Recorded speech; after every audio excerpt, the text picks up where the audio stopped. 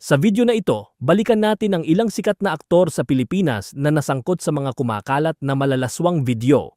Una sa ating listahan si Hayden Co. Jr. Itinuturing ang pinakamalaking sex scandal sa showbiz sa Pilipinas.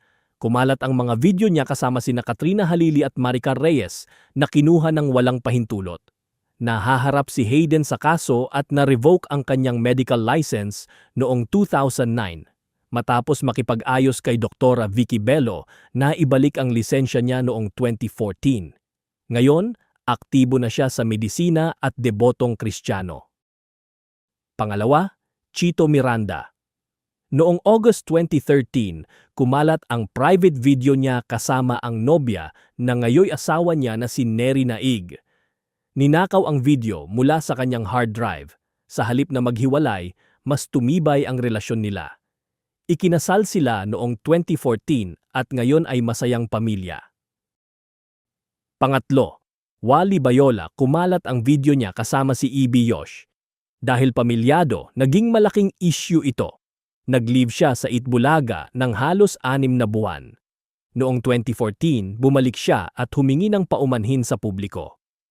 Sumikat palalo si Wally bilang lola ni Dora sa kalyeserye.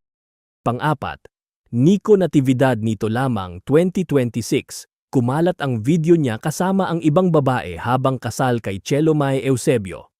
Umamin si Nico at inilarawan ito bilang seryosong pagkakamali. Sa kabila ng sakit, pinili ni Chelo na ayusin ang kanilang relasyon.